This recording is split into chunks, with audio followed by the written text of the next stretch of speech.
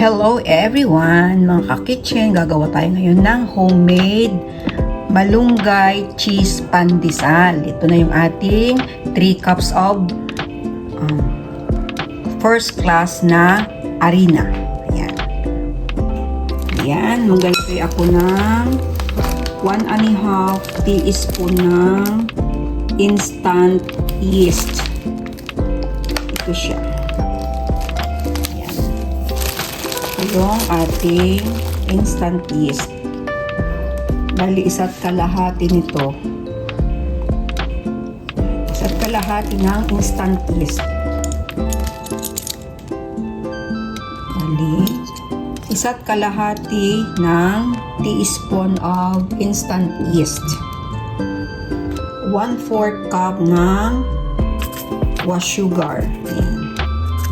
Light brown sugar.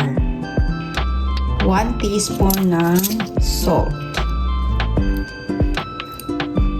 Ayan. Mix natin. Tapos, ilagay ko sa mixer. Mix natin. Okay. Ayan. Lagyan ng isang itlog. Ayan. Lagay ako ng butter.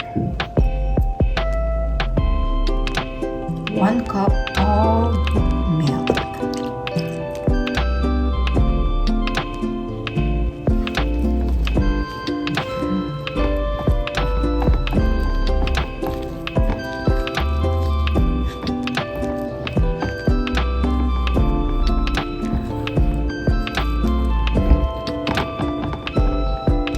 Ayan, kanina hindi ko napindot nung maglagay ako ng malunggay. So, yung mga malunggay dried. Marami yung malunggay nilagay ko, kaya lang late na ako nakapaglagay ng video kanina. Hindi ko napindot. Ayan. So, ito yung ating gagawin. May malunggay siya, guys. Ito yung mga malunggay niya. Dried na malunggay.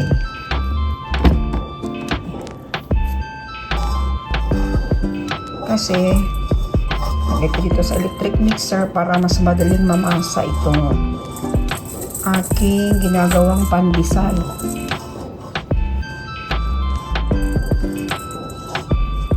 Guys, no? Iakit natin ito. Ayan, then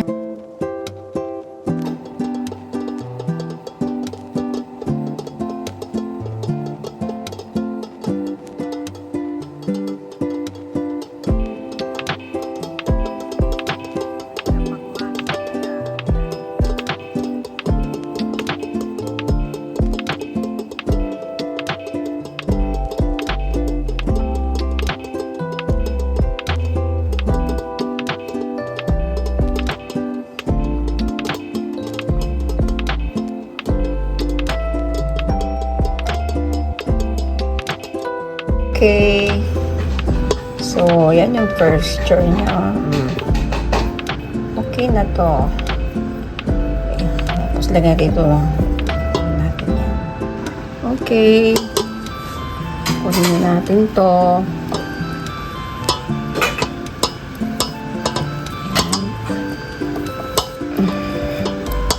Tayo pa rin yung camera woman dito, guys. Mga ka-kitchen, kaya ganito. Basta kunin na natin to. Okay? Kunin natin. Ayan. So, ito na yung ating ginawa kanina. Okay. Ano natin to? Double natin. So, tatakpan muna natin ito.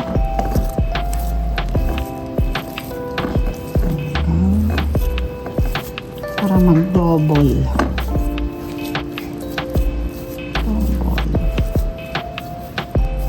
Okay, ayun yung mga malunggay, guys, oh.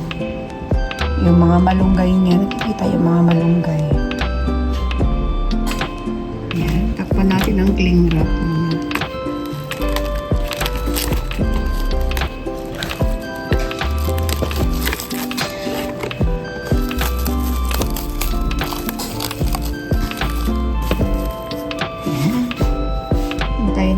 itong double.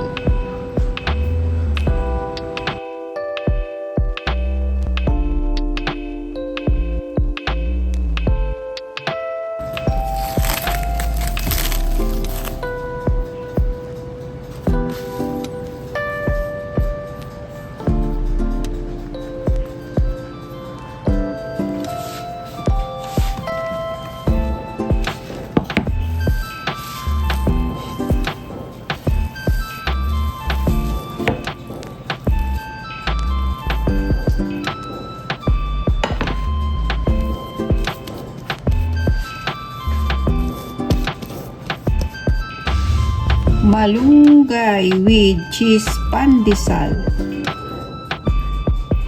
Sana all.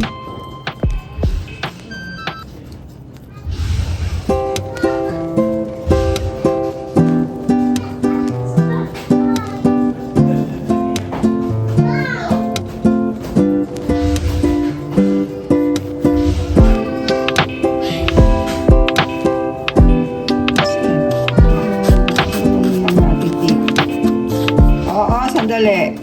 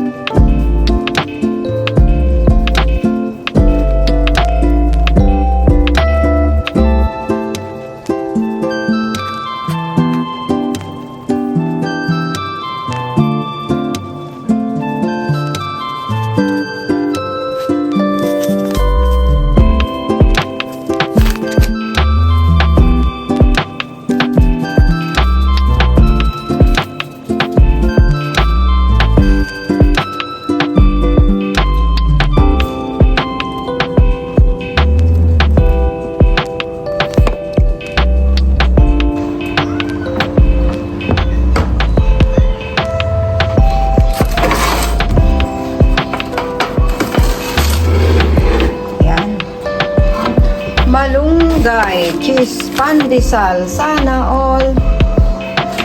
Yan, with cheese pandesal, malunggay with cheese pandesal. Wow! Ayan oh, sarap naman ng pandesal natin, guys. Mainit pa, bagong haing. Yan oh. Yummy!